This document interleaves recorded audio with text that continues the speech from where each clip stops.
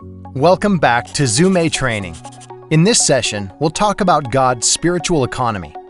In this broken world, people feel rewarded when they take, when they receive, and when they gain more than those around them. In His scriptures, God tells His people, "My thoughts are not your thoughts, neither are your ways my ways." God shows us in His kingdom economy, we're rewarded not by what we get, but by what we give away. God says, "I will save you, and you will be a blessing."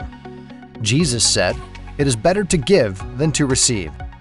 Giving away what God gives us and blessing others when God blesses us is the foundation for the spiritual breathing we learned about before. We breathe in and hear from God. We breathe out and obey what we hear and share with others.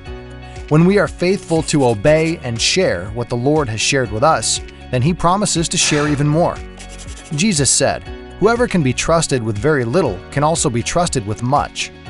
This is the path to deeper insights, greater intimacy, and living the abundant life God created us to live. This is the way we can walk in the good works God has already planned for us to do. If we want to be rewarded with God's greatest reward, then we have to practice the two things that He promises to bless. We must obey and share, do and teach, practice and pass on everything that God tells us to do.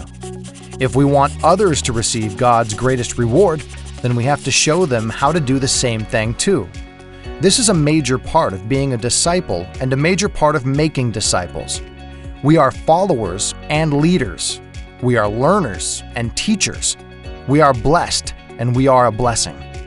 God doesn't want us to wait until we know everything before we start obeying and sharing. That day will never come. God doesn't expect us to be fully mature before we start multiplying. He wants us to multiply right away. God wants us to obey what we already know and to share what we've already heard. And then He wants us to teach others to do the same. After all, that's obeying and sharing what He's already told us to do. This is the path to maturity and growth.